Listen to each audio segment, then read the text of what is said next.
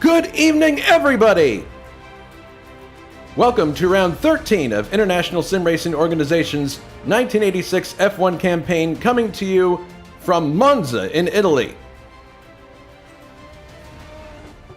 Cars are in their warm-up session right now, and those are the infamous tire stacks that will become a problem, I would think, on the first lap. Hopefully not of the collision variety. Hopefully it'll just keep people in line and they'll be able to continue on. But we'll see how it goes. This is our first race back from our break, so there was a little bit of a hiccup there to start the broadcast. We apologize for that. And I am joined in the booth by Alberto Ibañez and Ryan Walker. Gentlemen, good evening. Oh, hang on. Forward to this, in this fantastic track. What a better track to come back after the summer break than this one. Monza, one of the Temple of Speeds, a great track created by Martin Lacina, who has done most of the work here together with Francois Remen. And I think it's going to be a very exciting race today. Yep, good evening everyone. I'm really looking forward to this race around one of my favourite tracks, and it should be a good race today. Yeah, this is one of those circuits that really has withstood the test of time. It hasn't really changed a lot since it opened in 1922. I mean, obviously there's the chicanes, but this is a circuit that, you know, captures the imagination. The speed bowl is still there, even though it's not used. But yeah, it's a circuit that we all love, and we're really excited to broadcast this race for you today. Also, we'd like to say hello to our friends over at RTV Racing, who are broadcasting a simulcast of this race in Portuguese. We have a real Brazilian contingent here at ISO, and it's nice to see that they're enthusiastic enough to run a simulcast for our Portuguese-speaking audience. Now, we mentioned those tire stacks in the opening, but you saw them there. What do you think, you know, the temptation is to think that this is going to be a big problem going into today's race, especially on the first lap. They're there, obviously, to keep people from cutting corners, but what do you think we can expect on lap one? Well, the main problem here is if two cars come together, or not even two, 3 or 4 cars come together in the first lap, and some of them are throwing the others against the tire stacks. I don't think there should be many more problems when the race is on, because everybody knows very well where the braking reference is and what they should do to avoid them. And I think we can trust our drivers, but there will be indeed a big problem if people are joking for the position in the first lap. Ryan, would you agree with that? Yeah, definitely. I think you'll, on lap one anyway, with a big turnout of cars, I think into turn one, I think you might see some cars stacking up or maybe just bunching up, just trying to be a little bit cautious, which might cut some drivers out. But I think they won't have too many issues with those tire stacks, I think. Mm-hmm. Yeah, but it looks like people are pretty good about getting their bearings going into these turns. I haven't seen anybody. I've been watching the qualifying and the warm up, and as Juha mows the grass there a little bit, I haven't seen anybody make actual contact with the any of the tire stacks yet. And as I say that, there's remnants of someone having made contact with a tire stack. So. No, but as I just said, I mean, our drivers know the references very well. I mean, we can trust them when they are racing alone, when they know very well what they are doing, and there is nothing to really move them out of the trajectory. But the big problem, the big question is what's going to happen when there are several cars together here. And probably when we are into the race, what's going to happen if we see here hairy moves for position, because at some point we will be seeing, that's for sure, people fighting for the positions with some real, let's say with some real interest. Mm-hmm. Yeah, I'd say that's definitely a possibility. Well, while we have a moment, let's go through the actual the driver's standings at this point. We actually ran the F1 series ran the Italian Grand Prix last week, so now we're doing our version. Driver's points right now, Richard Wilkes is in the lead with 51 points. Juha Boss is in second with 38. Then it's a three-way tie for third place in the standings with 34 points apiece for Grant Radal, Anders Nilsson, and Gabriel Del Piccolo. In the constructors' standings, JPS Team Lotus is in first with 63 points, Benetton Formula in second with 55, Scuderia Ferrari is in third with 50, Marlboro McLaren International is in fourth with 44 points, and then you have Equipe Ligier in fifth with 39 points. Coming up soon at ISO, next week we go back IndyCar racing, the 1 mile oval in West Allis, Wisconsin. It is the Tony Bettenhausen 200. Round 12 of 18. Alberto, this is going to probably be a very hectic race. 200 laps around a 1 mile oval. Lots of room to pass, but you have to set the car very loose in order to really be quick around there. And if you're not paying attention, you can loop it around quickly, as I have experienced. Yeah, short track racing is an animal on its own. It's something that is completely different to super speedway racing. I mean, the passes, the setup of the car, everything. So it's going to be something really fun, I think. And for this situation, I will be broadcasting with Jonathan together. So hopefully we can bring some insights on the race. Oh, that'll be fantastic. That'll be a great booth combo. Also, coming up, that race is on September 26th, by the way. And coming up on October 3rd is the Grand Prix of Portugal, which is round 14 of 16. Hard to believe we're already getting towards the end of this series, but we are. Green light for that is 2000 CEST, and I will be the broadcaster of that race. Trivia question for everybody. Ferrari holds the record for most Italian Grand Prix wins with 20. What is the next Italian team on this list, fourth with 8 wins? Is it A, Alfa Romeo, B, Bugatti, or C, Maserati? We'll have the answer later in the broadcast. All right, so what do we got here? About 10 minutes to go until the race starts. We can go through some of the important items that Richard Coxon has prepared for us, showing us the changes that have gone on in the series. I love how he says this every week, or every time we race. As always, any compound can do the full race distance. Yeah, but not every diver, but every compound. Okay, maybe that's a more accurate statement. Except softs, drivers may take a step either way, super softs or mediums. Rear tire wear seems to be the issue here. That doesn't surprise me in the least, because you're going down to a very low speed and then accelerating again. Fuel is relatively tight here, and that's for that same reason. I would think is not to be unexpected, because there was a Juha clipping the barrier there, so it is definitely something to watch. Going back to what I was saying, fuel is relatively tight. Expect to see a lot of lift and coast. The fuel limit to get around here now, it sounds like a USAC race, because the fuel used per lap that people are looking at, 3.82 liters per lap is what you want. Brakes shouldn't be a hard challenge due to the long straights. In any case, I'd say fuel is going to be an interesting bit, because you're definitely running all the way through up the gears, to get from down to the low part of the rev range up to where you are at the end of the straight, and then you have to slow down again. So I would think this is one of the more thirsty tracks in the circuit. Would you guys agree? Yes, I mean, we have already said that Monza is a temple of speed, one of the classic ones, a venue that has been in the championship like forever. But it was modernized, obviously. I mean, the cars are no longer what they were. And by 1986, they had to put those chicanes, obviously, to slow down the cars. They were already there before, but some years before. But it was an effort to slow down the cars, because the technology was really going fast, and the cars were ever quicker, and it was starting to cause some really, really bad accidents. So at this point, Monza has become, in 1986, a track where you got that start and stop sequence continuously, because it's a high-speed track by nature, but then you put those chicanes there.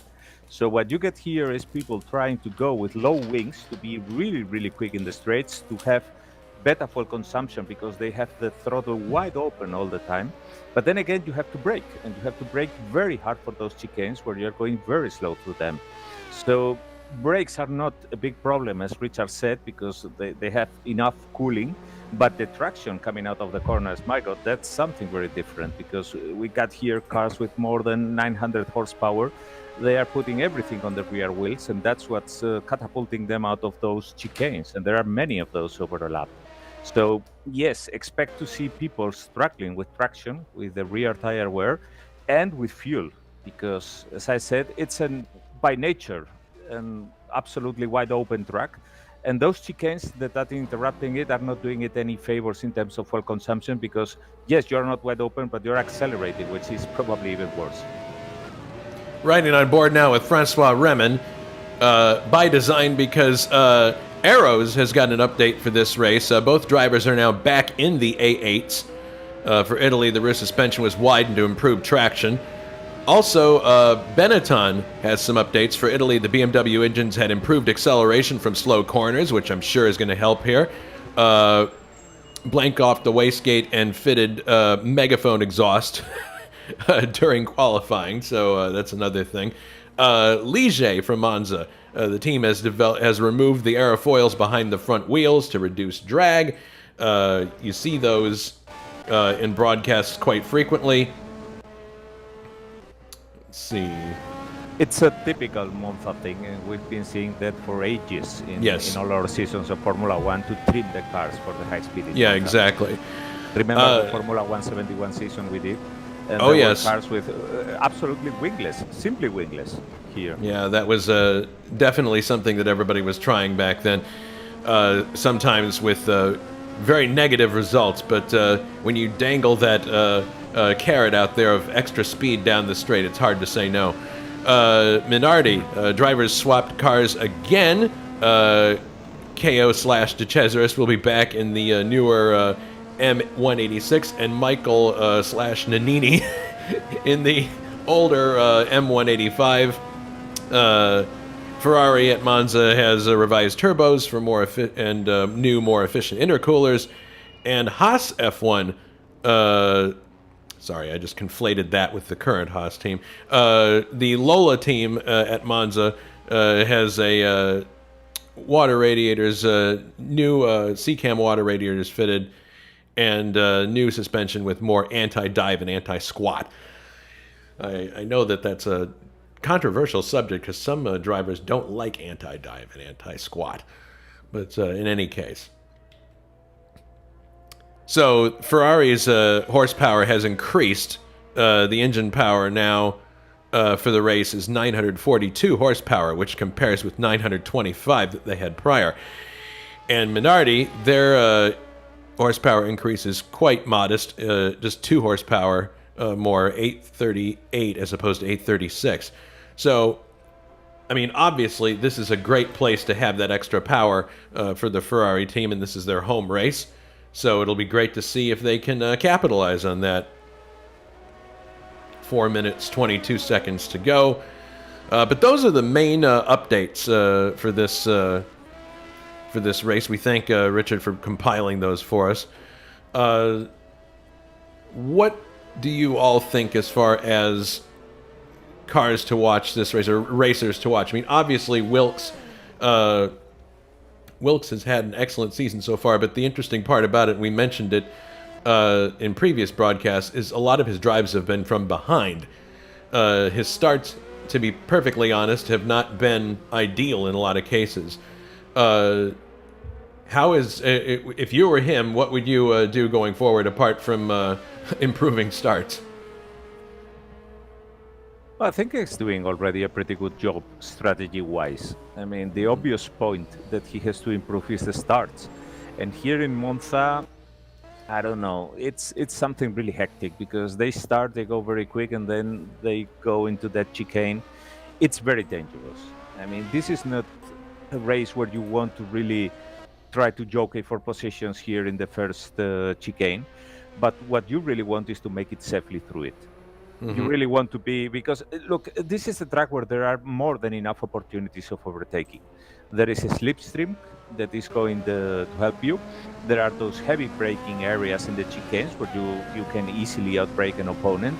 So making anything stupid in the first lap is the last thing that any championship contender should do. I think if Wilkes knows his job, and I think he knows it, he will be more interested in his mirrors than he will be in what he sees in front of him when he comes to the first chicane. All right, so why don't we go for one flying lap here, and this is with Bruno Paggiola. Coming down the main straightaway here in his... oh, well, he decided he's going to stop, so we're going to have to find someone else. All right, here's Brian Janik coming off the Parabolica. Down the main straightaway into the start-finish area. There's the line. And you see the banking off to the right. That's the old banking. Downshifting now for the chicane. You see the tire stacks there. It's a double chicane. And man, is he really working that car. Now through Curva Grande, which is relatively flat. It's got a little bit of banking there. Now heading under the Campari Bridge into this left-right combination chicane, which is fairly tight.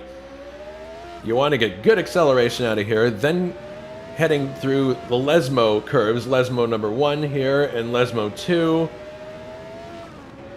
Lesmo 2 I've seen giving some drivers fits. Coming off this corner, you don't want to get over into the grass. Accelerating now, downhill, underneath the old banking. And now downshifting for the Ascari chicane, left, right, back to the left again. And cars typically run off to the right a little bit there. And now this back straightaway, which leads us to one of the most famous corners in motor racing, Curva Parabolica. Starts out tight, but unwinds as you come around the corner to build speed down the straight. And of course, slipstreaming here, very important. And Janik now back at the start-finish area. That is one lap of Monza. And I found it quite interesting that he didn't really go for the apex. And I mean, he didn't use 100% of the track here. So that leads me to believe that he has surplus grip. That he's doing the corners with enough wing so that he doesn't really need to do that full clean trajectory out, in, out. You know? True. All right. We know that the Williams is a car that is very special and it's very low, very aerodynamic. So it could be that it has a small advantage here in that regard. You mean the Brabham? Yeah, Brabham. Sorry. Yes. All right. So we are out of time here on the clock here. So predictions. My prediction for the race is going to be Coxon's going to win for Ferrari, and the Tifosi will go mad. What about the rest of you? Well, I'd say it's hard to bet against Gabriele here because he's very motivated, he's very quick, and the Benetton is really coming on its own in this season. I'm going to go for someone else and kind of pick an underdog if you like. I think I'm going to go for Tim Hiller. Okay. Well, Tim has had some good runs through the year, so we'll see if he can cash in this time. All right, so heading to the race session itself. And there's Gabriel, who is on the pole for this race. We'll wait until they start on their parade lap, and we will then go through the grid.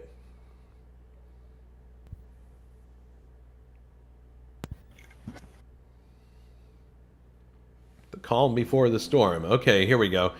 Car is now loading onto the server. A little bit of a delay there.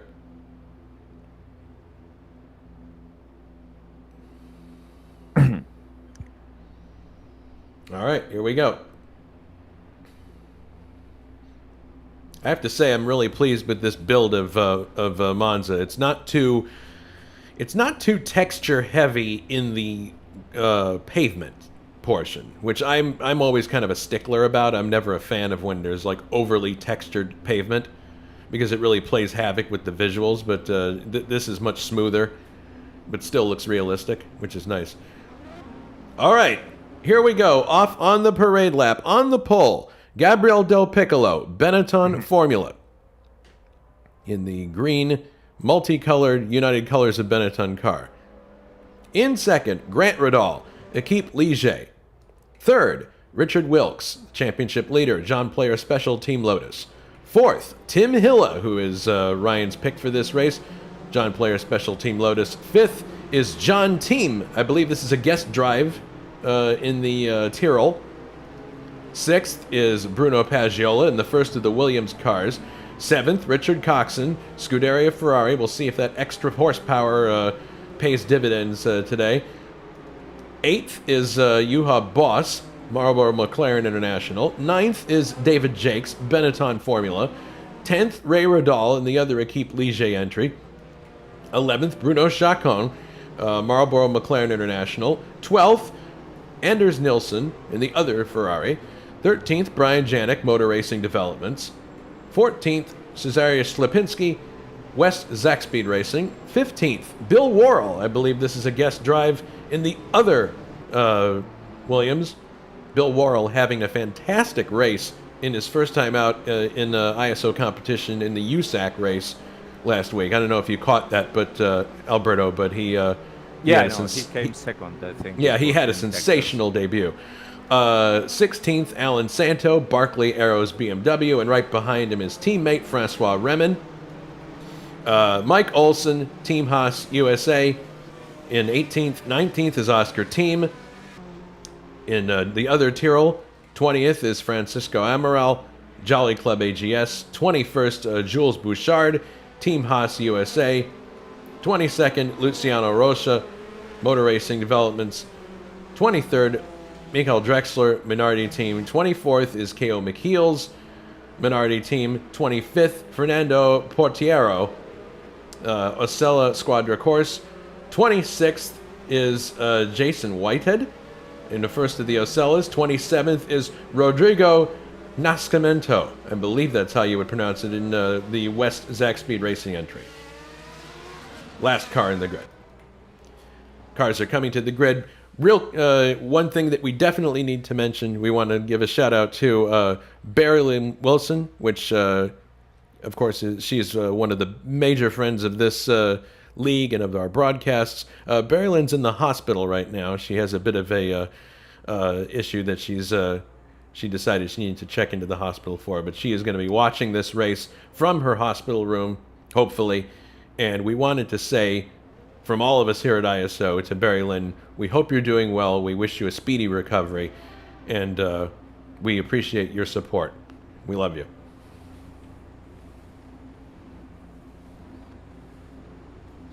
All right, cars are coming to the grid.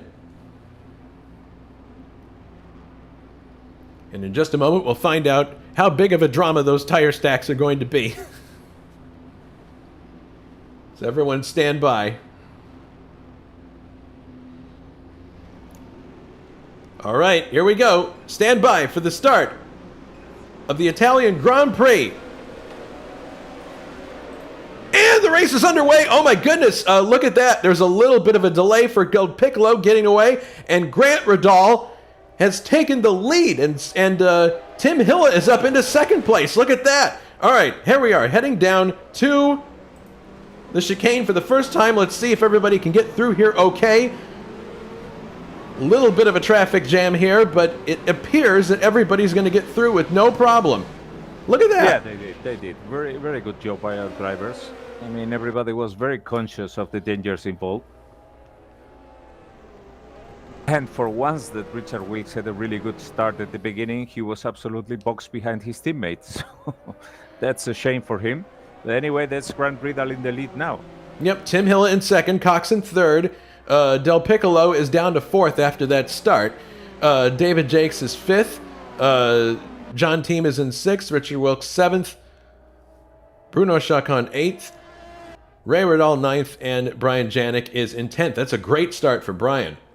Yeah, and Wilkes, look at that. He's antsy now because there he goes. He wants to pass John Wilkes Team. He knows goes by John Team. Yep. Yeah, John likely knows also. And Richard Wilkes, the last thing he wants is to lose the train of the leaders. Mm-hmm. There comes Bill Worrell challenging K.O. McKeels, who runs off the track. All right, so here we come through the start-finish area for the first time. With Grant Riddall in the lead, we get to see everybody come by at very, very high speed. Yeah, this is a race where we are going to see very different setups. We will see that the drivers who have the confidence of the car, they are actually using very little wings, so they will be very quick on the straights. You will see drivers probably with some of the theoretically slower cars, but that have the confidence, have trimmed them to be really aerodynamic, and that means they will be going quick in the straights, and they might give some surprise to the other guys who have gone for a safer proposition, probably in the wings.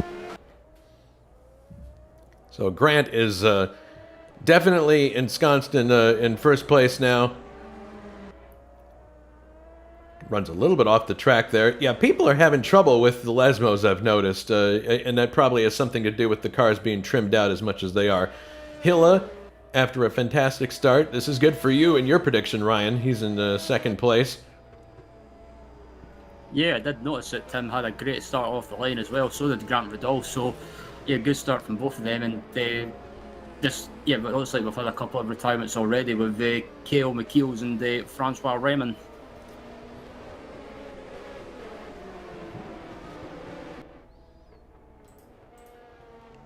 And we've got Richard Coxon in third place already.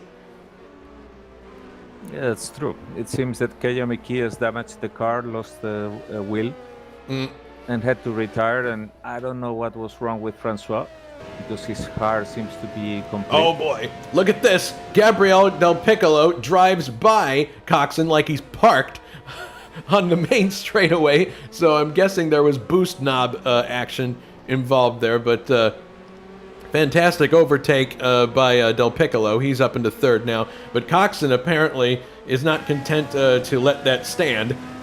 We'll see if he's able to counterattack here, riding on board with Coxon now. Yeah, I think more than a counterattack, he really does not want to lose the train. He was willing to concede the position, but certainly he's going to let Gabriele propel him forward. Yeah, going to hook onto the back of him maybe and just see if he can slipstream up to the other cars. It used to be in the old days when you were running at Monza that you had this problem of, if you lost the slipstream, you basically were going backwards. With the chicanes here, that nullifies a bit of that situation. But Coxon here coming out of the Ascari chicane. But look at Del Piccolo. He is just streaking away right now. And yeah, he's is getting closer to Grant Riddall. Oh, yes, he is. So yeah, we may remember, be it's the same engine in both cars. It's true. The Renault engine, even if the Lotus was somewhat a factory team for Renault. But we will see. I mean, this is all a matter of fuel consumption, and everybody can be very happy now at the beginning of the race and very liberal with the boost knob and that. But we will see what happens when we are halfway into the race. Mm-hmm. Meanwhile, Richard Wilkes is up to 6th place now. So he's. It's good that he didn't have his. That he had a better start than previous races. So we'll see where he goes from here through the chicane. Now, Tim Hilla is a driver who's had some decent drives. I think he has 1 second place to his credit in the series, but barring bad luck, he probably would have much more good results to show for this season. Coming down this straightaway now. So yeah, the question is going to be one of fuel consumption, obviously. If you charge too hard early on, you may find that you're going to run dry at the end, and we don't want that to happen.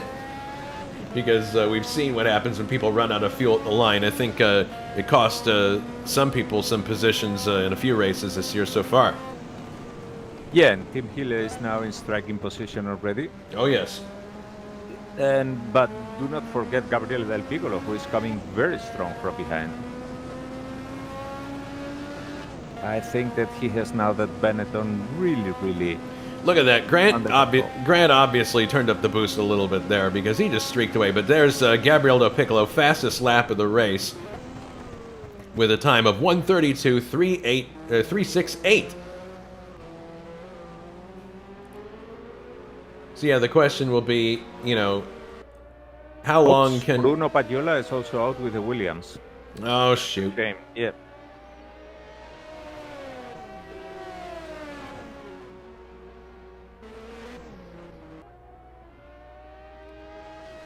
John Team, after he was overtaken by Del Piccolo by Wilkes, he's about to come under attack from Brian Janik. This is a battle for 7th place. Yeah, and just Wilkes like is meanwhile getting closer to David Jakes. Yeah. And they are not really that far away from Richard Coxon. So after this initial settling in positions, it seems that we are seeing here the real rhythm that everybody is able to keep, and the cars are now grouped close together. Yep. And look at that, Gabriele Del Piccolo got to Tim Hille quicker. He's overtaking now. Oh, there he goes up the inside. Grant Ridal. Wow, that was that's a textbook passing move on the Parabolica. Let's take a look at a replay of this overtake. This is videotape of the overtake that just occurred. Del Piccolo pops out, and that's perfectly executed into the Parabolica. Very well done. Takes him up to 2nd place. But Hill is staying right with him. So I guess Del Piccolo's next target obviously is going to be our leader, Grant Ridal. But Del Piccolo just seems to be moving with incredible ease up through this field. He obviously... Oops. Grant Ridal missed the chicane. Yes, he did. Uh-oh. Here comes Del Piccolo up the inside. Oh, my goodness. Very, very close. And Del Piccolo getting shut off there gives Tim Hille an opportunity to reassert himself here. But I don't know. I think it's just a matter of time now before Del Piccolo gets by. Yeah, he's definitely going to give it a shot here before they get to the Ascari chicane. On the outside. On the outside, he sails past into the lead. Grant Ridal drops to 2nd place, and Tim Hille is now 3rd. Coxon 4th. David Jakes is in 5th. 6th is Richard Wilkes, and Richard Wilkes is starting to close in. Actually, the battle to watch in a minute here might be... It's funny because we have another 3-car battle here. It looks like David Jakes might be looking to challenge Richard Coxon here in just a short time. We'll see what happens. Coming out of the Curva Parabolica, leading down the main straight. Yes, David Jakes definitely on the charge. Here he comes up the inside. Takes Richard Coxon easily before they get to the chicane. And Wilkes right behind Coxon now. So Coxon is dropped to 5th place now. It's curious to me that he would be falling backwards this early. I mean, he had a good start, but now suddenly he's falling backwards. Do you think it's just part of his strategy?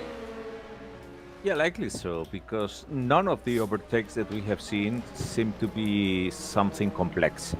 I mean, all of the drivers that were overtaken have surrendered the position very quickly. So I think it's something about people are trying to find their own rhythm. And if they see someone who is going quicker than them, they are not trusting that rhythm. They are saying, okay, he might have problems down the road later with the full consumption. So they are not really that worried about it. Mm-hmm. So it'll be interesting to see if Wilkes is able... Hille spins. Oh no! Hille has spun! Fortunately for him, he recovers well. He's still in 3rd position. Yeah, but look at this. Jakes is probably going to overhaul him on the straight here. Yep, there goes Jakes. And Wilkes, meanwhile, is also overtaking Coxon. Yeah, Wilkes just... Oh, no! Tim Hille on the grass and the Parabolica spins! 2nd spin. Yeah, he was making room, actually. Very clean, very sporty for David Jakes, but he put a wheel in the grass, and that's what happened. Oh, this is too bad. All right. Positions, but fortunately, there is no damage in his car. He hasn't hit anything. Okay, we're going to go backward here and look at the entire incident as it unfolded, because it happens in two parts. Here's Hilla heading into the Ascari chicane, and he gets, I believe, his wheel on a curb. No, the car just came around, I think, under acceleration. But he didn't get hit by anybody, makes the recovery, then comes down the straight here, and I think, yeah, he was making room for Jake's and just got into the marbles and went too far wide, put a wheel on the grass, and that was enough to send him around again. But I'll tell you what, two unfortunate incidents, but he didn't damage the car. So that's definitely, I'd say that's a positive outcome considering. Yeah, it's lucky for him. He can still grab some point. Yep. Yeah, he's still going. I think he just got, with that first mistake, he might have just got maybe just unsettled a little bit and a little bit rattled. But yeah, thankfully he's managed to keep going again. But his teammate's up to fourth now, Richard Wilkes, so that'll help him as it stands in the championship. But still got a long way to go in this race. Yeah, this group of three still running together with David Jakes running in third, Wilkes in fourth, and Coxon in fifth. And if our last podcast guest managed to spin and win, who knows? That's true. We had an excellent conversation with Danny Sullivan. He was a true gentleman. Not that that's any surprise, but that was if you haven't watched that podcast, I encourage you to. It was a really great conversation. Yeah, I remember very well the words from Stefan Johansson on our first podcast when he was talking about Ayrton Senna, and he said that guy was a winner. I mean, he was going to succeed no matter if he was working in the banking, Riddell's around. What? Grant Riddell just spun. Oh no! He has. Grant Riddell has spun. Replay up and coming. Again with no damage. Yeah, I know. Another. Now, this is really. Oh, I see what happened there. He ran onto the grass on the outside just before the curb, leading into a chicane, and that was just enough to upset the car. Yes, spun, no damage. Yeah, people are really getting away with some incredible spins here and not having any damage. Of course, obviously, Grant now goes down the order, and Del Piccolo is in the lead, but it makes me wonder what's going to be happening later in the race when we have more tire wear. Yeah, to be honest, they are being terribly, terribly lucky, because this is not a track where you have long, big escape roads and you have like the barriers very far away from the track. So it's been absolutely a strike of luck for these guys. Coxon might actually benefit from some of this here. He's now slipstreaming Grant. But I don't know. I think Coxon's taking the long view in this race. I don't think he's content to mix it up with these guys right now. I think he wants to wait until after the pit stops and see what happens, because he doesn't. I just don't see him reaching down and turning that boost knob right now. No, he's doing his own race, and I think that the fact of seeing Grant Riddell spin and Tim Hill spin has only just increased his confidence in his own strategy of doing his own race and waiting to see what the others do.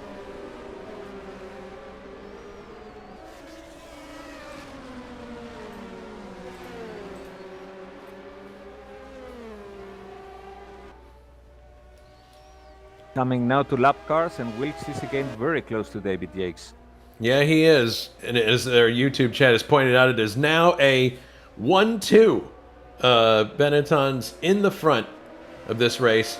Wilkes is in third. Grant Riddell down to fourth. This could be another one of these races where Del Piccolo just romps away from the field. Yeah, Wayne Rainey style. We'll see. Here's Coxon right with Grant Riddell now. Well, it's funny because you know that old saying of objects in mirror are closer than they appear. Objects on our broadcast shots that are from a distance away and foreshortened, that makes the cars look closer than they appear to each other. But look at this. He's very, very close. Oh!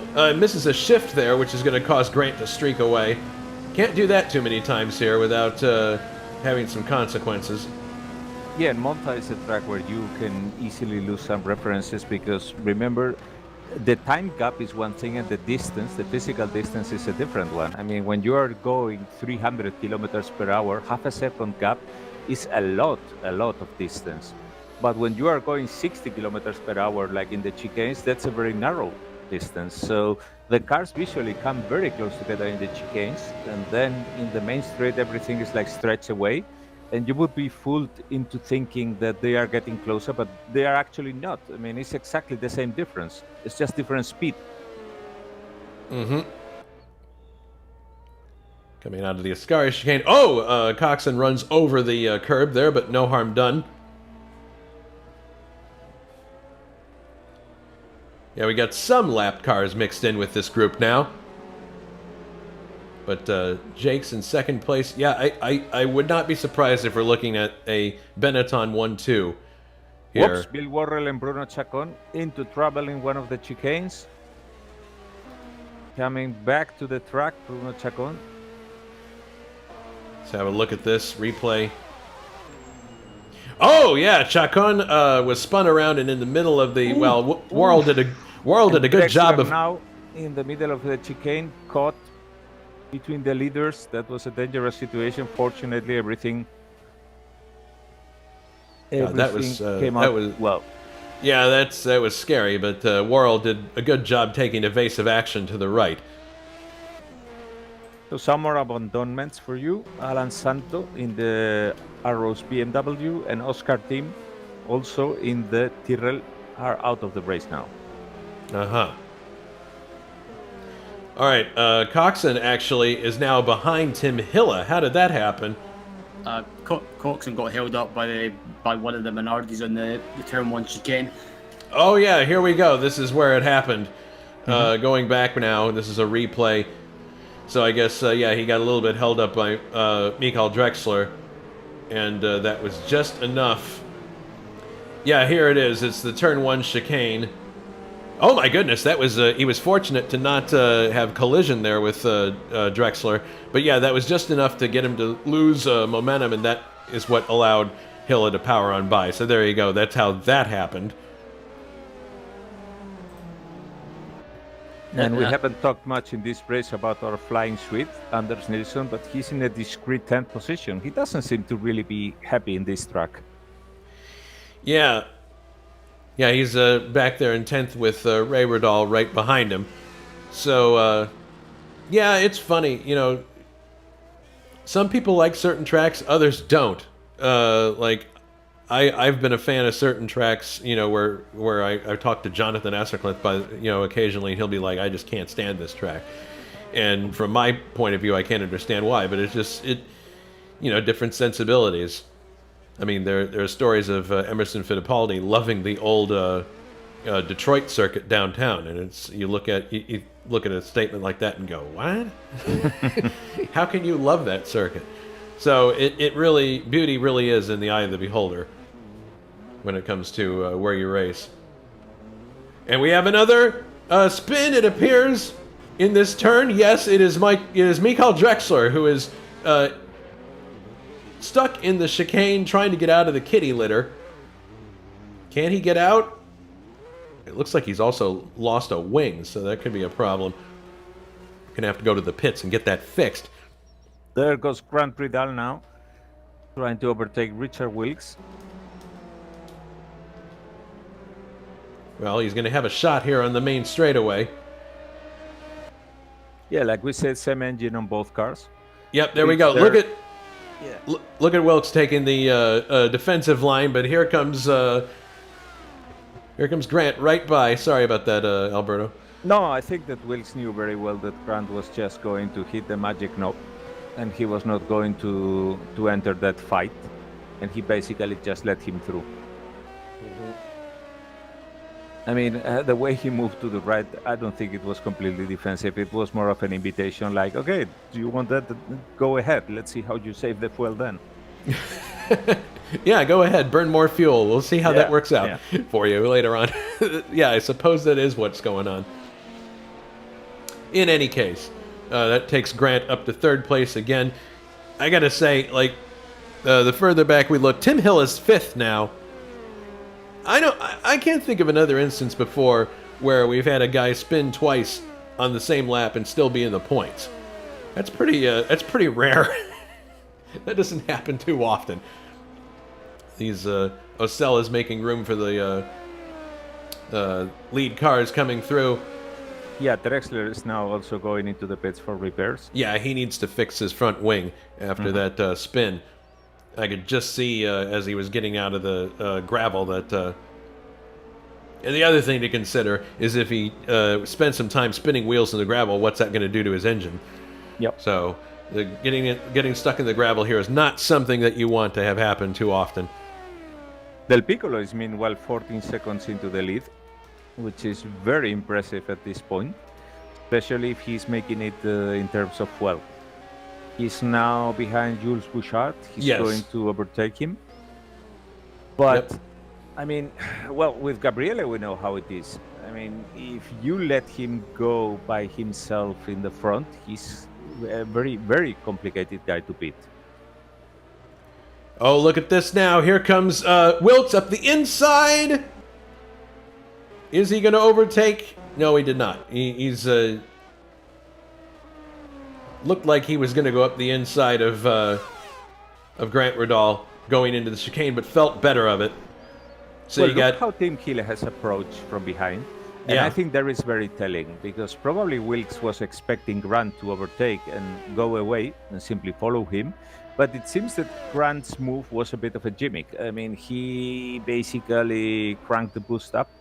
He overtook Wilkes for the kicks, so to speak. But then is again on that game of swinging the button up and down. And the good proof of it is that Tim Hill has been able to catch up with them. So it's no wonder that Richard Wilkes has gotten antsy, because he says, no, that's not the game that I want to play. Yep, here they come. Back into the Parabolica once again.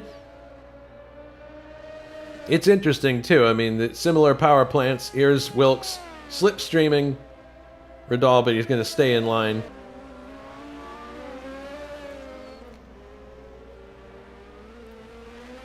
Yeah, so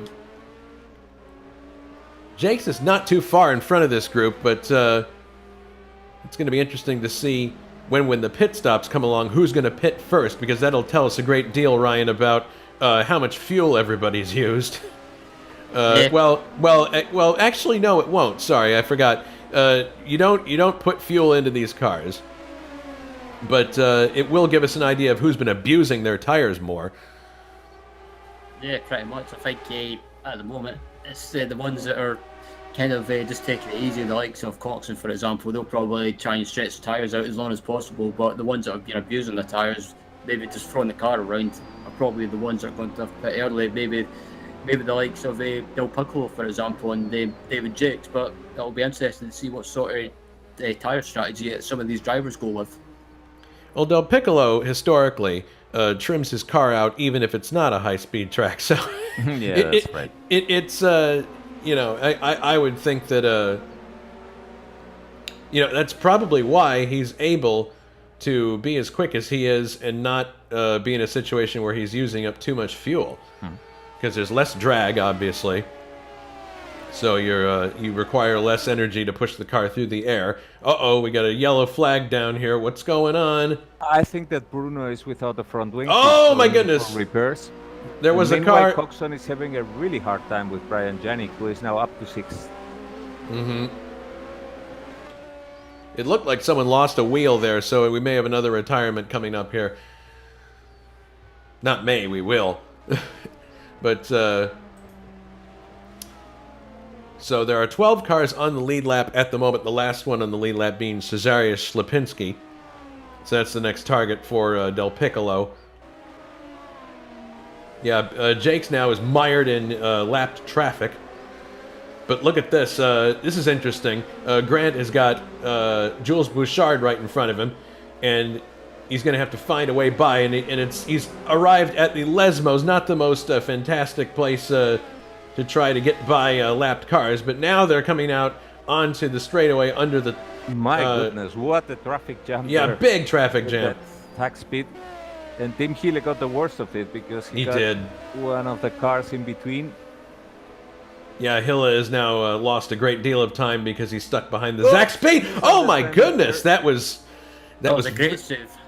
yeah, that was a bit of a miscommunication, I think, there. But now Hilla has dispensed with those cars. Let's take a look at a replay of that. Look at Yannick, because he's nearly there in contact with Tim Hille. I mean, he's been really climbing up hard. Toxon is also behind him. I think what happened there was that Nascimento was actually moving to the left to make room for Tim Hill. I think that's what was going on there. Absolutely, he was trying to make room, but it was a bit of a misunderstanding. Yeah. Misunderstandings happen in races. So that gives Wilkes a bit of a breather from his teammate, but he is still right with Grant.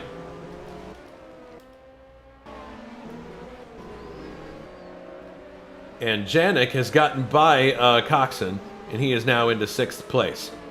So Coxon slips down to 7th place. Team is in 8th. 9th, Juha Boss. He's having a quiet race right now, but who knows? We may see him come up the chart later on. Anders Nilsson's in 10th with Ray Radal in 11th, shadowing him quite closely. No, it doesn't work here. But yeah, Wilkes is... Oh, look at that. He forced Grant into an error.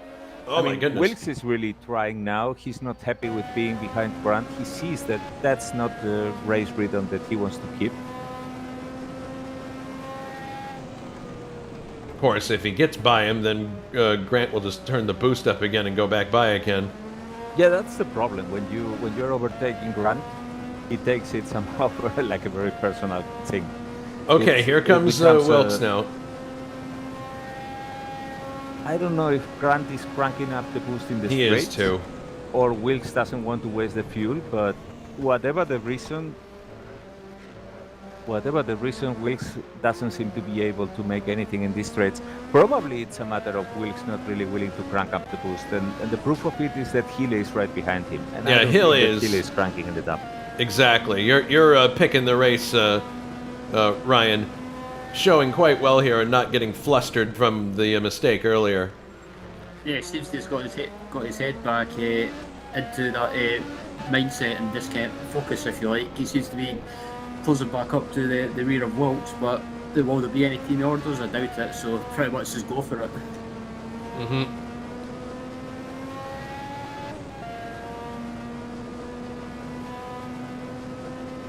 And you can see in the distance behind Tim Hilla there is Brian Janik, who is closing little by little.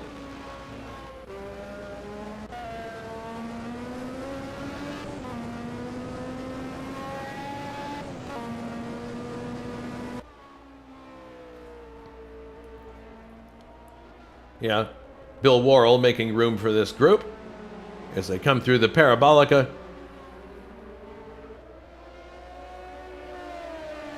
In another 5 laps, we will be at half distance, believe it or not.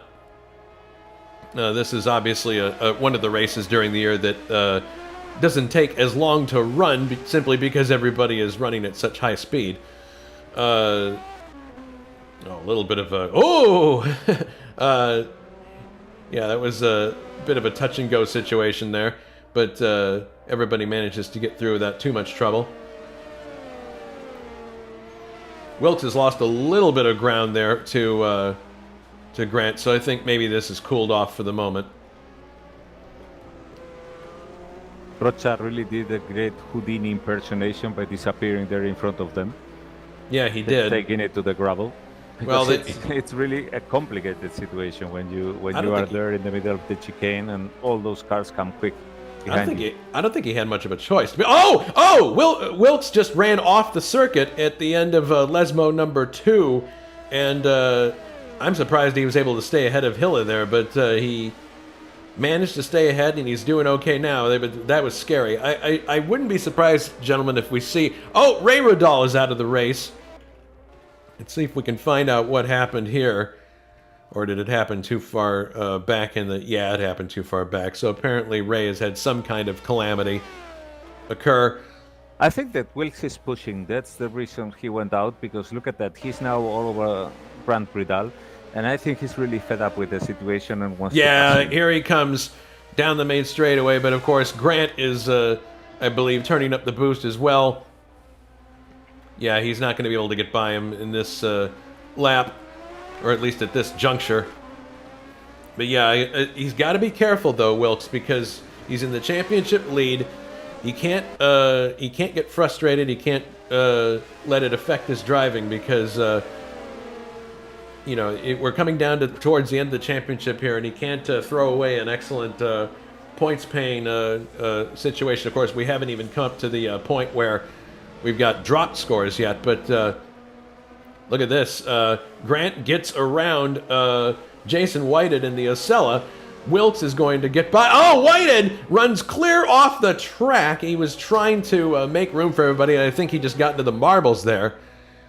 Yeah, there are definitely marbles on the outside, which is no wonder, because these cars at these speeds in those high-speed turns, they're kicking a lot of the rubber out. So it's very dangerous to come out of the trajectory here.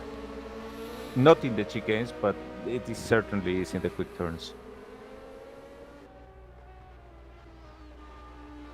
Yep, Wilkes continuing on, not getting flustered by that situation. You really need a lot of mental control here, because it can be very frustrating when you are not on your own pace and when the car in front is playing tricks on you.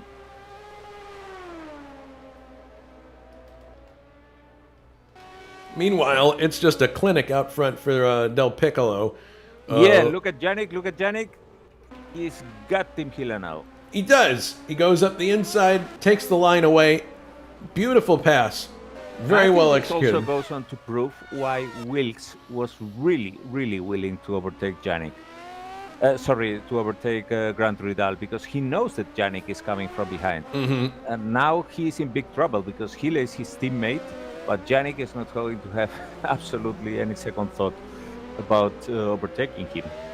Riding on board with Janik now as they go through the Lesmos.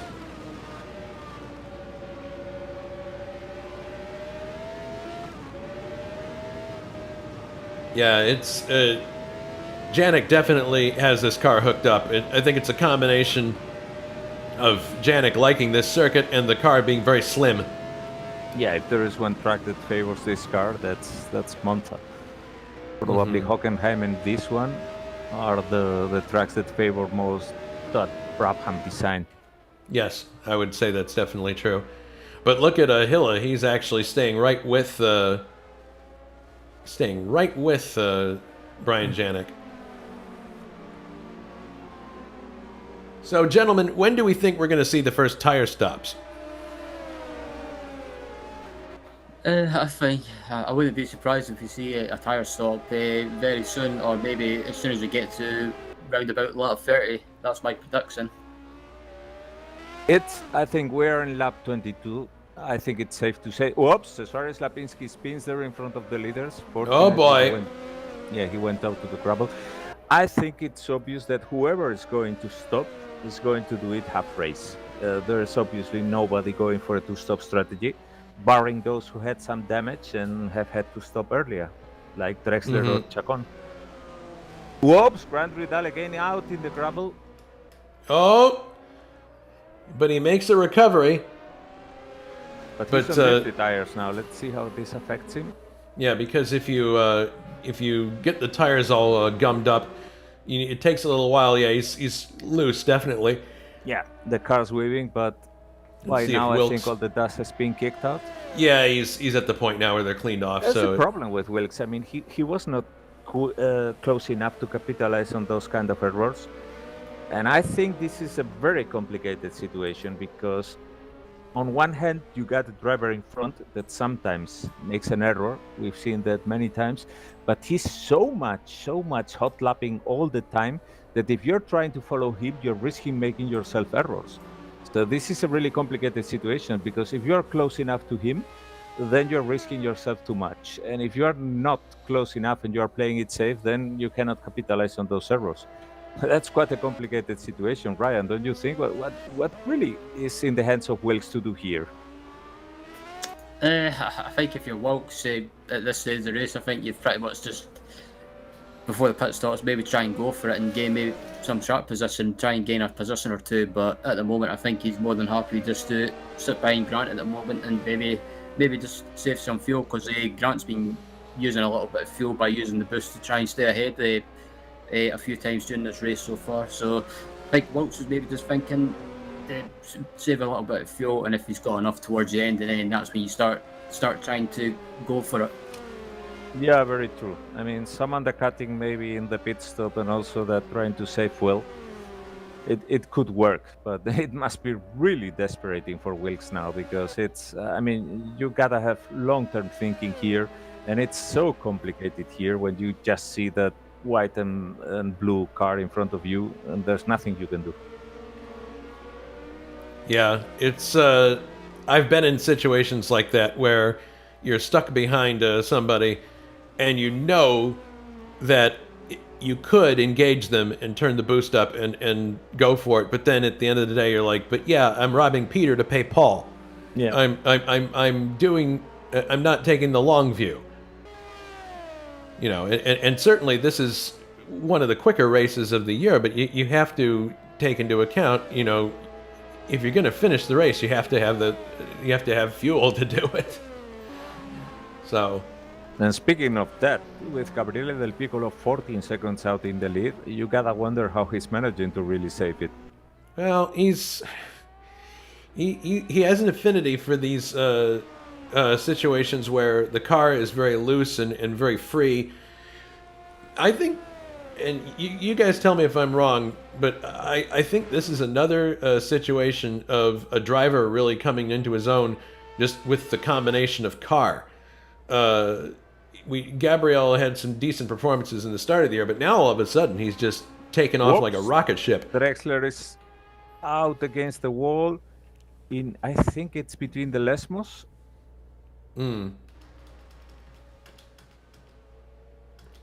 starting to see some pit stop. Yeah, there he is. Drexler, he's returning to the track now. We're starting to see some pit stops. Rodrigo Nascimento is in the pits. And, yeah, but I think that was due to damage. Oh, I see. Yeah. No, we are in lap 24 of 51, so, well, 25 now for the leader.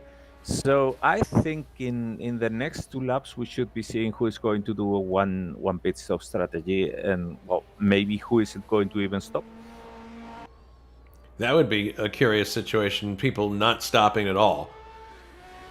Well, we gotta check that theory from Richard Coxon about any tire being able to do the whole race.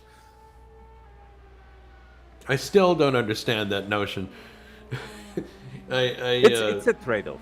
It's always a trade-off. I mean, you can do it even in the softest compound if you go really slow, I guess. That's what he means. I mean, it's in the hands of the driver. It's a matter of strategy, so... Yeah. I mean, not all choices are obviously sensible. Not all choices are going to give you chances of doing well in the race, but the choices are there. That's what he wants to probably highlight. Off. Oh, no. Yes, he is. Grant Riddall's run off. Wilkes goes up into third place. Grant drops to fourth. So Grant's made yet another error.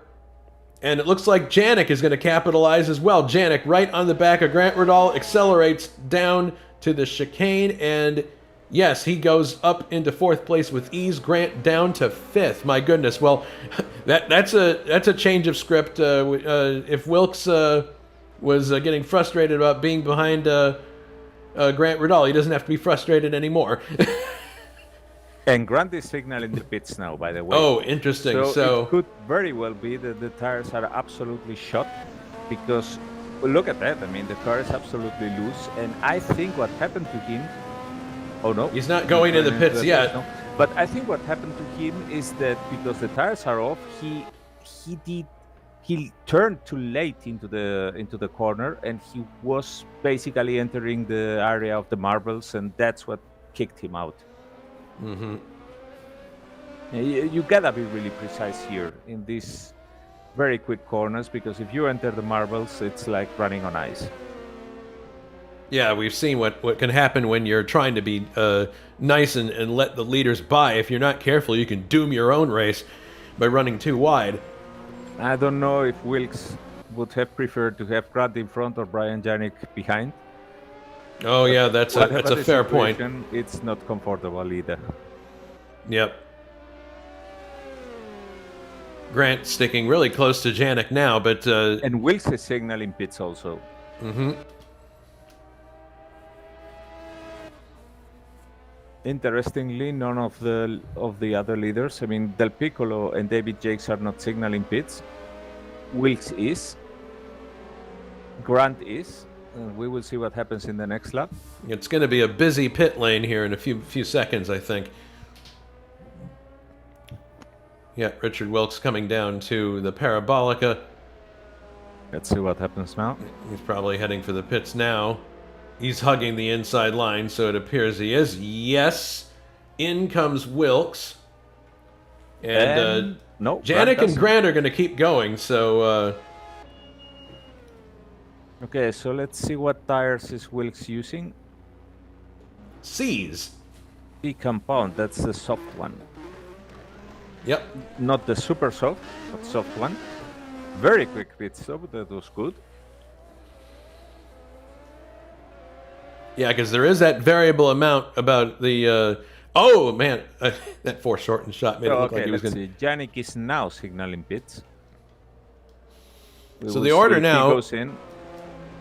So the order now is Del Piccolo leading, Jakes is in second, Janik third with that pit stop, Grant is fourth, Tim Hill at fifth, John Team sixth, Richard Wilkes down to seventh after that pit stop, Coxon eighth, Boss ninth, and Anders Nilsson is in 10th. Speaking of Boss, I was actually expecting to see him do better here because, as we have said, this is a track that absolutely puts a premium on fuel consumption, and we know that the McLaren with the Porsche engine is one of the best at that. Mm-hmm. It just doesn't seem to be at ease here for whatever reason. So let's see what happens with Brian now. He's coming now to Parabolica. Let's see if he's going into the pits. And, well, Wilkes' pit stop was blistering quick, so it wouldn't surprise me much if he's overtaken by Wilkes now if he's into the pits, because it's going to be hard to beat that one. There he goes. He turns in very late, like one of those NASCAR starts where the pace car turns in at the very last minute to add drama. But, yep, Brian taking his pit stop now. And he is on... I think this is longer. This is certainly longer than Wilkes, and here comes Wilkes. Yep. He's got S1120 on the tire, so what does that mean? I think that's soft. It's softs, yep. Out of the pits he comes. He's all the way down to 9th now, but that was a long pit stop. It was, yes, and that's the reason that Wilkes is now in front. And interestingly, Coxon is not that far behind him, obviously without the pit stop, but we don't know what strategy Coxon is following. I mean, if he's using hard tires, maybe he's not even stopping. Who knows? Possibly.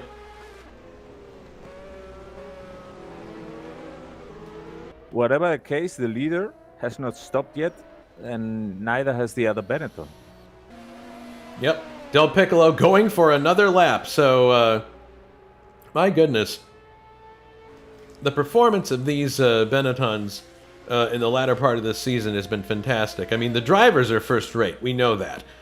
Del Piccolo very quick, and Jakes is quick in practically anything that you put him in. Even in USAC, where he's driving a four-banger, he's leading the championship. So it's as Jakes misses the chicane there, so maybe his tires are starting to just get a bit too worn. So maybe we'll see him in the pits at some point. But it's just interesting. Grant now also signaling pits. Yeah, he just was by the start-finish line. Well, he's been signaling pits for a while. It may have just been the automated, thing. Yeah, but at some point he needs to go in. I mean, I'm pretty sure that he's running on softs. It would surprise me very much if he is able to do the whole race like this. I don't think that's going to be the case. Oh my goodness! Bruno Chacon has just had a huge accident at the Lesmos. And, oh my goodness, parts and pieces all over the place, but thankfully he didn't collect anybody. Oh, here he is, trying to make his way back to the pits. Oh, Bruno, no. Oh, he's spun now I on think the... that car is totaled by now.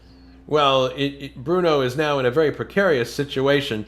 He's caught on the long straight after the Lesmos, and he's going to try to get the thing back to the pits. But my goodness, I don't know. That's Oh my goodness, Coxon has spun out in the exact same place. Coxon spins, Janik avoids him. My goodness. And he's without the front wing now. So if he was about to stop, Here's a replay. Oh my goodness. I don't know what happened there. Looking at the replay now. now I think that cars on worn tires are coming out of the trajectory. Oh, okay. He basically just touched the curb. That's what happened with Coxon. Yeah, he did. He touched the curb and then smashed the barrier. Oh my goodness. That's too bad. Very unfortunate, yes. So I guess he's heading for the pits. Yeah, and he's moving slowly too, so he probably has suspension damage as well. Chacon is now going around the Parabolica very slowly. But he's now almost in the pits. I don't know if that suspension damage is going to be repaired. Man. So going too far in a set of tires does have its disadvantages, obviously. So, Oof. but Michael Drexler, Jesus Christ. He missed the braking point and nearly took the leader out. Gabriele was really lucky there. all right, let's have a look at a replay here. Heading into the Oh my goodness! You have got whoa! That was a huge that was a big near miss. From Drexler running up the inside. He totally missed the braking zone. I don't know how the two of them did. Oh, and yes, he runs clear into the barrier. So he's going to be out of the race. But that's incredible. I cannot believe that Del Piccolo got away with that. That's nuts. That's the luck of the champions. I guess. And The fact if there's something that is showing now here is that when the tires get worn. Oh, Grand Ridal is taking off now. Oh no! Grant Riddle upside down, coming out of the Lesmos. My goodness! Oh man! Too much of the curb, and the car took off. Oh my goodness! And here comes Jake's. Oh my goodness! Grant escaped just at the right time. Yeah, that was probably for Jake's anyway. That was probably a bit of a Claude Brown moment. Yeah, let's have a look from his car. Well, we can't see it now on replay, but he just... Oh, here it is, yeah. Oh, yeah, it was just... yeah, he was very fortunate to have Grant hit escape when he did. Okay, Del Piccolo is in the pits now. All right. The leader is in the pits. And he's going for mediums on the rear and softs in the front. Well, well. Interesting. The plot thickens. And of course, Jake's now. I don't know. Jake's... He's in Parabolica now. He should be able to take the lead.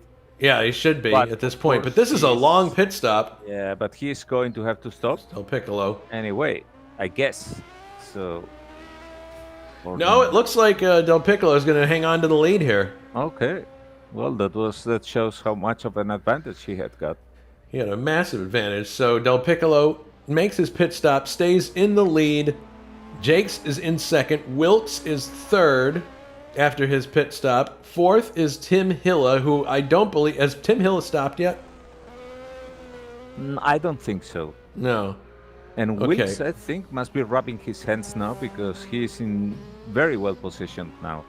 He is. And if anything, we have seen already in previous races. Remember at Paul Ricard, when David Jakes was running out of fuel and Wilkes absolutely caught him by surprise in the last lap and overtook him for, I think it was a podium position back then. Whoops, careful Wilkes there. I don't know if this is lag, but he looks to be in the marbles.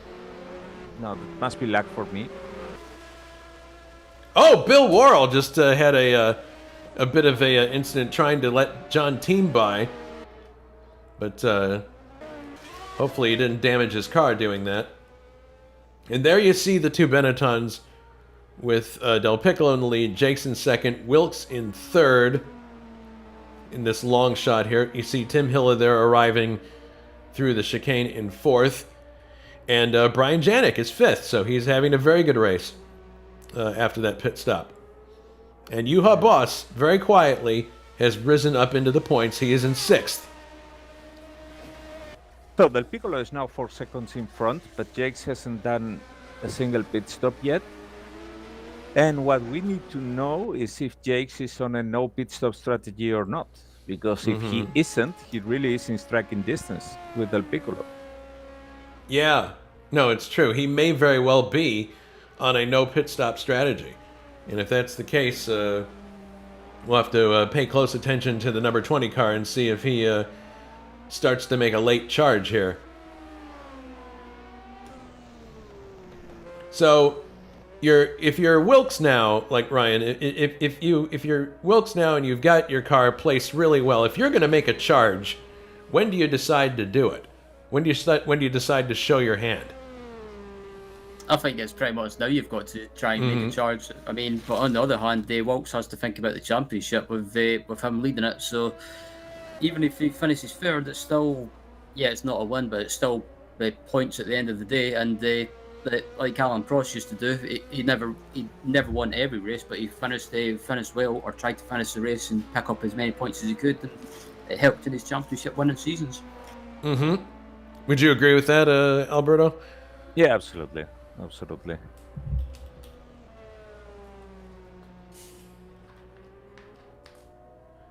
And Jake's going for another lap. So with each lap that he completes, that zero stop strategy looks more and more likely. Yeah, and if anything, Del Piccolo is just sending him a message with his fastest lap saying, I'm not afraid of you not changing the tires because I have more than enough pace to fend you off. But as we just saw with Michael Drexler and that misunderstanding, anything can happen. Speaking of, Anders Nilsson just crashed. Oh my goodness! What a disastrous race for Ferrari. He runs off the road. It looks like, was this another one of these curbing situations? I think it was on marbles. He marbles, yeah. No, the car was basically, I think, a bit loose. Oh my and goodness! When he corrected it, it took him to the marbles. It's very reminiscent of the accident that I think it was John Watson had in this part of the track one year, where the car goes off and just clouts the barrier and comes across back the other way, but obviously not separating the engine from the monocoque, but in this case, but goodness, the Tifosi will be heading for the exit soon, I believe, after what's happened to Coxon and now with the calamity that has befallen his teammate Nilsson.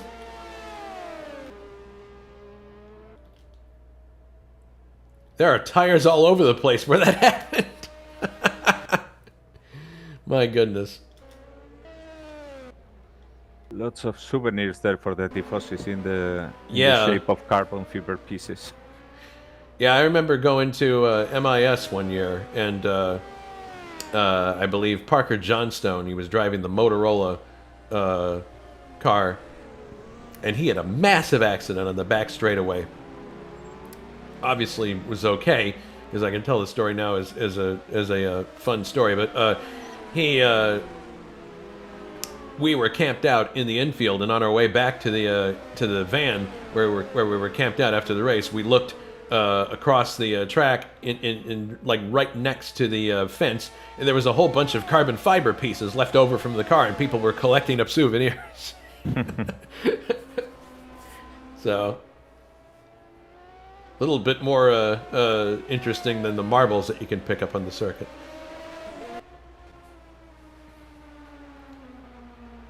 Yeah, Jakes is keeping Del Piccolo in contact. The gap is 3.5 seconds, more or less. It's increasing. I mean, Yeah. Jake's also had a bit of bad luck with traffic. But anyway, Del Piccolo seems to be really, really strong today. Well, that'll be consolation for the Italian fans and Italian doing well in the Italian Grand Prix. But I think if I were, I think barring any, well, I don't want to do the commentator's curse thing here, but That doesn't exist. Come on. it doesn't. I keep saying it doesn't. But then something always ends up happening to make the YouTube chat go nuts. So, in any case, let's see. Good, and kudos to Hilla, who's in fourth, for not letting that mishap earlier fluster him, and he kept going. That's really cool. There's also, I should mention, Francisco Amaral hunting down Jules Bouchard in the very inferior AGS. And he's speaking of the non-existent commentator's course, la la la la. You just it's almost just as the words exited your mouth, he unbelievable. Well, the YouTube chat's gonna seize upon this one, I'm afraid, Alberto. He ran on the curb there. That's what happened. The curb sent him flying into the barrier, nose first. Wow. So there goes that.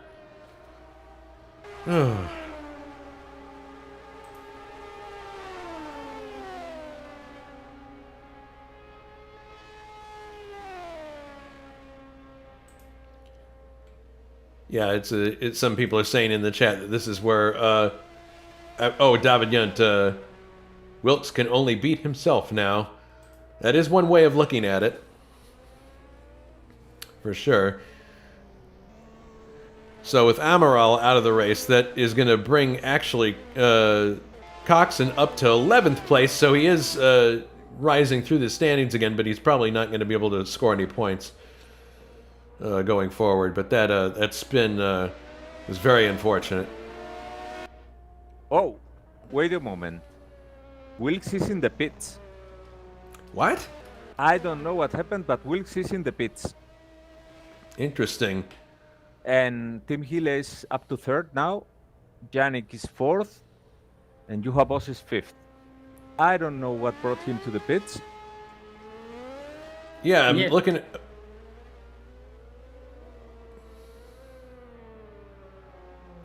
I think he had an off-course excursion of some kind, because I'm running back the tape here.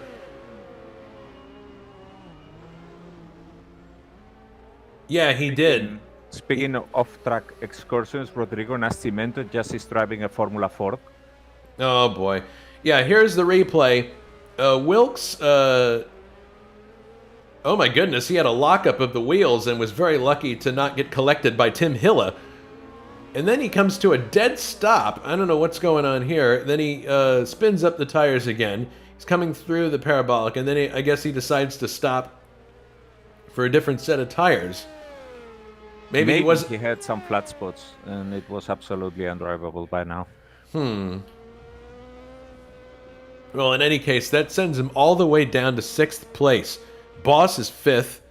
Janik is 4th, and Tim Hill is now up to 3rd place. So that does eat into any kind of gain he was going to have in the championship. Looking at the driver's points right now, he has 51. Juha Boss is the next one down on the list with 38. So, I mean, he's got an excellent lead. There's nothing. It's nothing to panic about.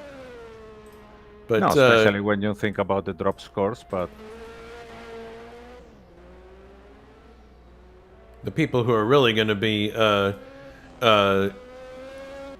cashing in this time around are Gabriel Del Piccolo if he gets the win here today. Oops, what's up with Jules Bouchard?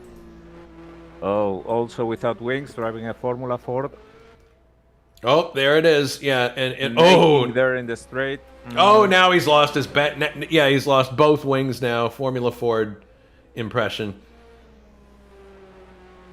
Oh, he's going to have a really hard time getting that back to the pits without any trouble.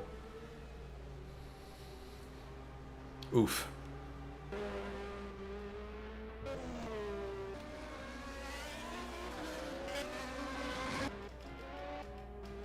He's not really that far away, but question is if all that damage is going to be repaired or not. Yeah, the gap between Jakes and Del Piccolo is increasing. It's 6 seconds now. So yeah, it's basically Del Piccolo's race to lose at this point. So the no tire stop strategy for Jakes didn't really pan out the way he wanted it to. Hilla up to 3rd place, so a podium finish in the cards for Tim Hilla. Janik, though, is right close to him, though. He might be able to mount a charge here before the end. We've got just a little under 10 laps to go in this race. And quietly capitalizing on the other servos that Juha was in 5th now. Yeah, Juha has had an excellent race, taking advantage of other people's problems and rising up the standings little by little. And don't forget Brian Janik, who is in 4th, but he's not really that far behind Tim Hille. I mean, he has him in his crosshair right now. Mm-hmm. Yep, he does. And that's the very much coveted podium position.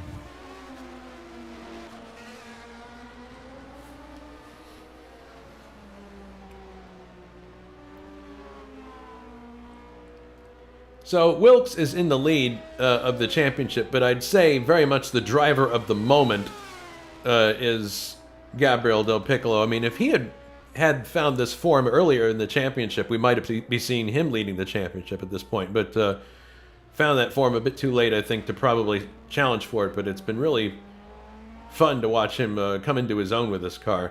Do you guys think this is a case of someone just gelling with a car in a really remarkable way? Because we've seen that happen before. That's part of it, but I think that the main reason is that the Benetton is very much more evolved from what it was at the beginning of the season. Right. Ryan, do you agree with that? Is it kind of a combination of Del Piccolo getting on with the car and the improvements to the car over the course of the year?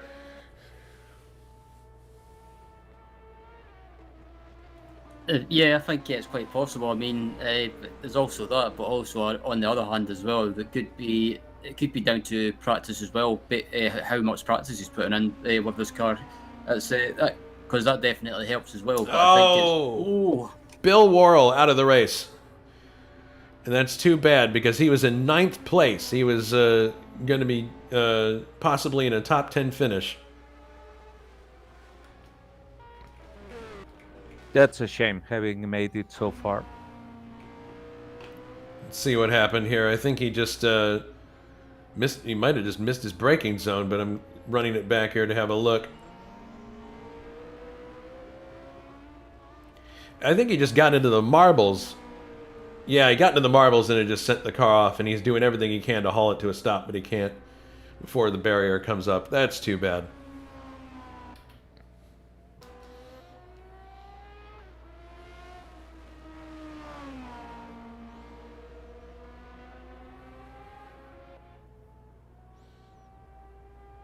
All right, so we are now 10 laps to go. Yep. Actually 9. Leader, Gabriel Del Piccolo. 2nd is David Jakes. 3rd, Tim Hilla. 4th is Brian Janik, who's starting to struggle to hold on to Hilla. He was close to him a bit ago, but now he's backed off a little bit. 5th, He was also behind the lapped car in the chicane. True. 5th, Juha Boss. 6th, Richard Wilkes. So Wilkes might just get out of here with 1 point towards the championship, bringing his total to 52. John Team in 7th. We haven't talked much about him, but he's had a good race. Quietly moving up the standings in the Tyrrell, and that's a guest drive for him, I believe. No, he's actually he's full-time? factory driver. It's his brother or son. I'm not sure who Oscar was. Maybe his brother.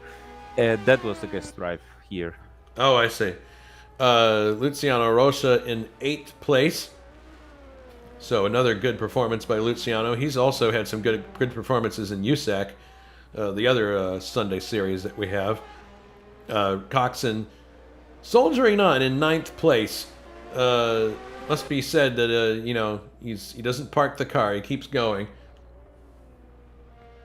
Does not give up. Schlapinski in 10th place. Good top 10 run for Schlapinski in the Zaxby, not the quickest car in this mod. Bill Worrell is in 11th, but he will be falling down the standings. 12th is Jason Whitehead in one of the Ocellas. That's rare to see an Ocella up this far on the chart. But there he is. Jules Bouchard, who's in the pits right now, is in 13th place. 14th, Bruno Chacon after his off-course excursion and Formula Ford impression. 15th and out of the race is Francisco Amaral. And the only other car running at this point is Rodrigo Nascimento, who is in 18th place, but he will rise up through the standings as he completes more laps. Because we have, you know, several DNFs ahead of him. All right, and meanwhile, Brian Janik is resuming his pursuit. He just did a 130.4, as opposed to Tim Hille, who did a 130.448. So, if anything, Tim is really responding to Brian's attack. But pushing the car so much, well, we have seen already how that can take a toll on the driver's concentration. Yeah, no kidding. Coming into left-right here. Oh, you know what? We have a trivia question we can do. Now that I think about Very it. true, very true. We've been so busy. We've been so busy looking at the race, we forgot about the trivia question. I think it's fair to say that broadcasting-wise, there's some cobwebs to kick out here, but that's okay. So, the trivia question is, or was, Ferrari holds the record for the most Italian Grand Prix wins with 20. What is the next Italian team on this list, fourth with 8 wins? Is it A, Alfa Romeo, B, Bugatti, or is it C, Maserati?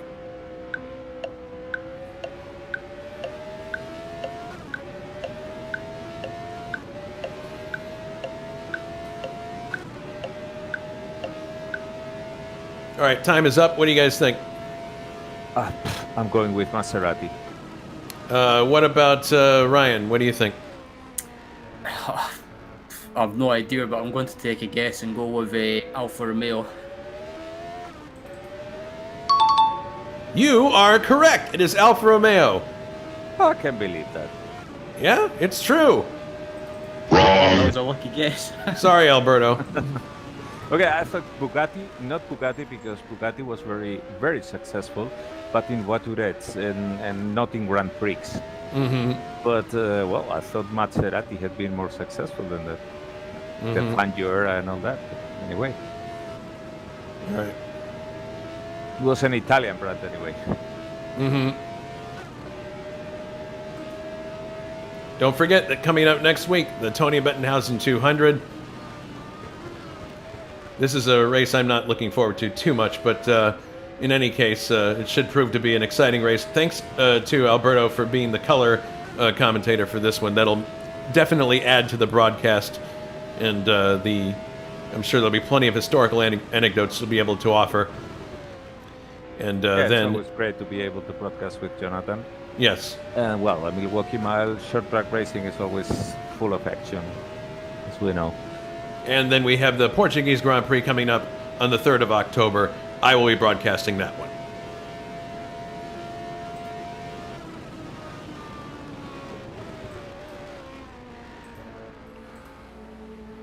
Oh, so Hille is now behind Rocha. Yeah, This Janik is closer now, and Hille is now being a bit held up by the lap car. And look at that. Oh my goodness, look at this! There goes Janik by. Oh my god. Oh! Hille on the inside. Very good last moment defense, very good reflexes by both guys. My goodness, that was very close. Let's have a replay of that. That could have gone wrong very easily. Oh my goodness. Very, very close there. They were 3 wide there for just a brief period. Goodness. Incredible.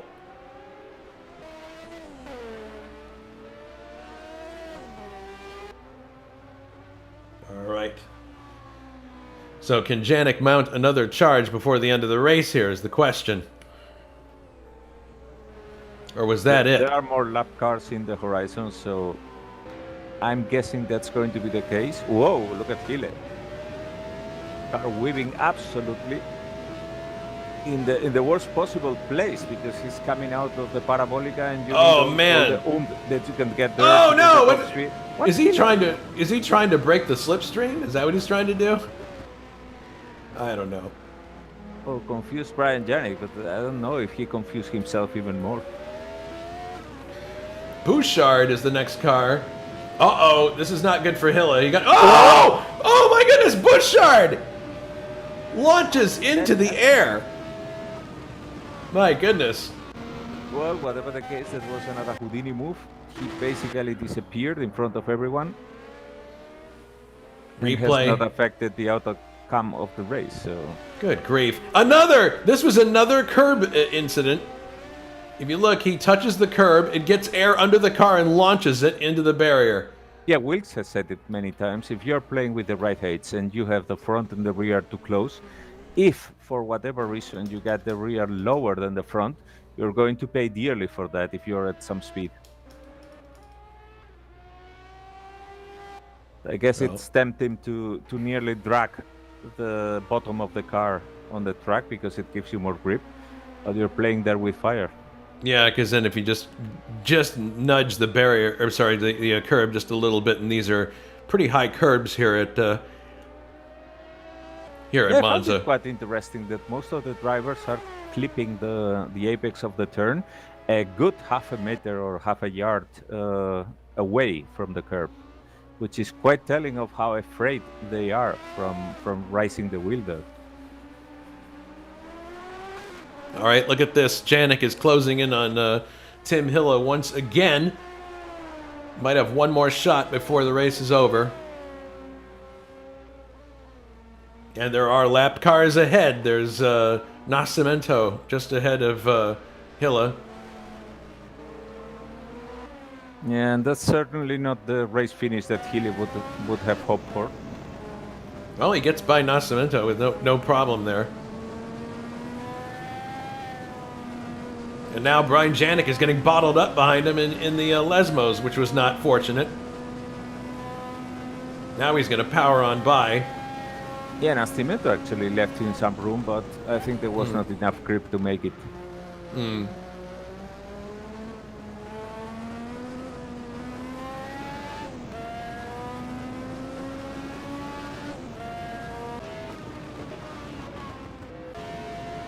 Whoops, there's a wheel standing there in the middle of a turn. Let's see, because I don't see any yellow flag. It must be a leftover. Could be.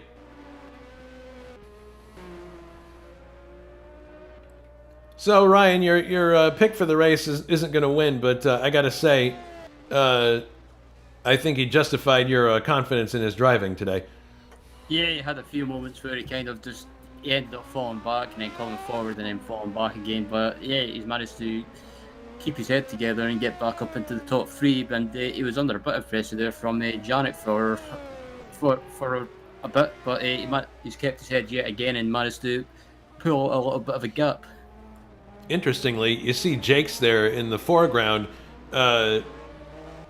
He's slowed down considerably in recent laps here.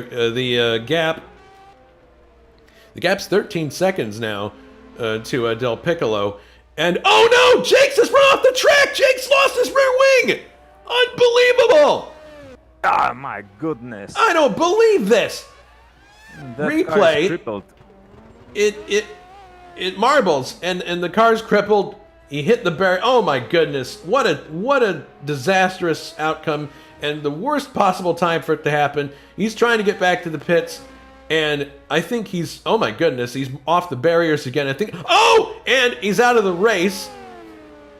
Incredible. And he just actually clipped another car as he was leaving the track there. Yeah, there seemed to be some lag there, something like that. Yeah, Nascimento got clipped, and he has an issue. He's dragging one side of the car. He's lost his front wing. My goodness. High drama at the very end of the Italian Grand Prix. Nascimento clearly has some kind of suspension damage. Unbelievable. So that is going to elevate Tim Hilla into second place. There goes the Benetton 1-2. Janik is in third. Juha Boss fourth. Richard Wilkes is fifth. And you know who's going to be in sixth in the end is John Team, driving the Tyrrell. So persistence paying off for John Team and his number 4 Tyrrell. Yeah, consistency seems to be here more important than outright anything else. Raw speed. Yeah. But wait, because Juha Boss now has Richard Wilkes right on his tail. And I don't know if he's going to be able to resist. Because Wilkes is, as we all know, is a guy who spares the fuel over the whole race, who saves the fuel. And then he's able to crank up the boost towards the end of the race. So Juha is not safe by any means. And look at Wilkes here. There was a car in the kitty litter there. I didn't catch quite who that was. I think that was Rodrigo with the crippled car. And oh, look at this. Oh, Cesarius doesn't Slapinski know in the where to way. go, left, right. Wilkes is going to make a try for it here. No, I don't think so. No, not here, but yeah, he was impeded by that, but for sure he's going to do it in the main straight. I'm pretty sure of that. Not here, maybe in Parabolica. I don't know. Look at him. He's making a charge here. There he goes to the outside. Juha can't do anything about it. He streaks right by. Wilkes is up to very brave. Wilkes up to fourth place. Boss down to fifth. That are there. Yeah, it's caught a lot of people out, so I'm surprised he tried it there. But there he goes. Wilkes up to fourth place, and his teammate is in second place in this race. We're on the final lap of the race now, by the way. We've been watching all this stuff, but here comes the ever dominant Gabriel Del Piccolo in his home race, coming out of the last turn. Fantastic drive from start to finish. Made his pit stop without any loss of the lead. And there it is. Gabriel Del Piccolo wins the Italian Grand Prix for Benetton. Fantastic result. Here comes Tim Hilla second. Yep. Brian Janik runs up the podium. Very well deserved, I must say. Mm-hmm.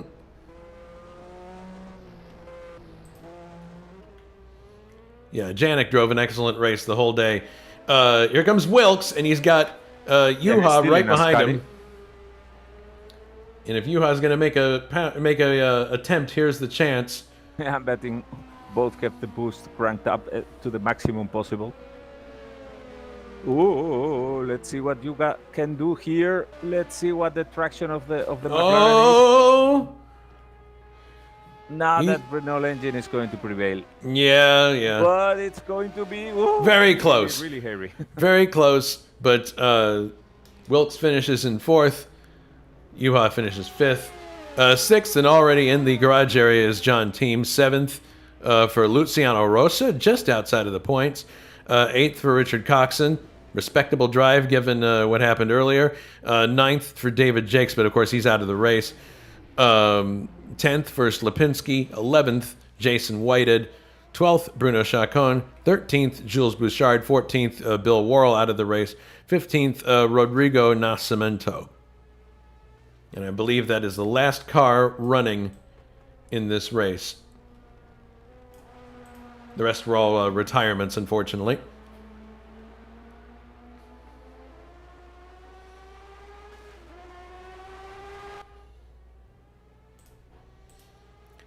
So that was the Italian Grand Prix at Monza. Very exciting race and a lot of odd occurrences towards the end there. What were the biggest surprises for you? Let's start with Ryan. Biggest surprises of the race, I would probably say, well, some of the front runners or contenders in the championship having issues, but again, overall it was a great race, and driver of the day, if we were having a vote, would probably have to go to Tim Hiller. He ended up having issues and falling back, like I mentioned, but kept his head and managed to recover to finish in the top two. We've got two of our top six finishers here in the booth. We've got Juha Boss, who just finished fifth, and Richard Wilkes, who finished fourth. Looks like it was a pretty sketchy race out there as far as the marbles were concerned. Would that be a correct assumption? I don't know about marbles. Oh. For me, it was a sketchy race because of all the debris around. Oh, yeah. Well, which I ran over. I don't know if it was a front wing or something of one of the guys that crashed themselves in the second Lesmo, and that punctured my front tire. And I had to get an extra stop just because of that. Which was unfortunate, but yes, there was. I don't know, that at some point it looked like there was no lap that I would go around without finding pieces of car or something like that. What about you, Juha? Was it similar dodging pieces and parts for you? Yeah, it was the same for me. Plus, I made a really bad start. Made even worse by the guy in front of me making another crap start. So, and a lot of overtaking to do, find a lot of car parts, and I'm happy I still made it to fifth. I ran out of fuel over the line, so. Oh man! Wilkes got fourth, but he deserved it. Mm-hmm. Oh, thank you. That was tight. I also ran out of fuel. Yeah, I could see. You were slowing mine. before the start-finish line. I think you both. Yeah, mine was stuttering. I saw yours going even slower. I thought, come on, but nah, 0.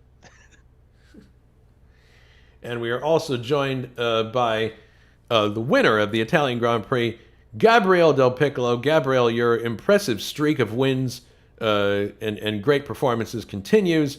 Congratulations on winning your home race. You made it look really easy, except for that one moment where you almost had a collision with Michael Drexler. Take us through that. That had to have been you had to be wiping your brow and going, shoot, that was close. I don't know why he lost his brakes, maybe, and I have to as a lose moment for him, and I brake earlier, so I could keep my line without any damage to me. Well, apart from that, it seemed like a pretty copybook race. You managed to get enough space out in front that you didn't need to. You didn't lose the lead when you made your pit stop. Did you have any other crazy moments during the race, or was it pretty much smooth sailing apart from that one incident? Yeah, I was aware I could do the entire race without the pit stop. Mm-hmm. But after viewing the gap, I opened over 40 seconds. I picked the pit crew, and I did my only pit stop, but a little bit long because I spent 20 seconds. Never happened before. It was one of those random long pit stops, I think, that the game has built in, perhaps. Did you have many problems with the fuel, or was it okay, the fuel saving? No, fuel saving, okay, really okay. I drove with 2.5, 2.4 boost. No, never been a problem. I had a lot of issues with sixth gear and sometimes disengaged from the gearbox, and I was out of revs sometimes, and I prayed the God to finish the race with the engine intact. Well, we congratulate you on a fantastic win in your home race. Before we close out the broadcast, any final comments from our color commentators? We'll start with Ryan.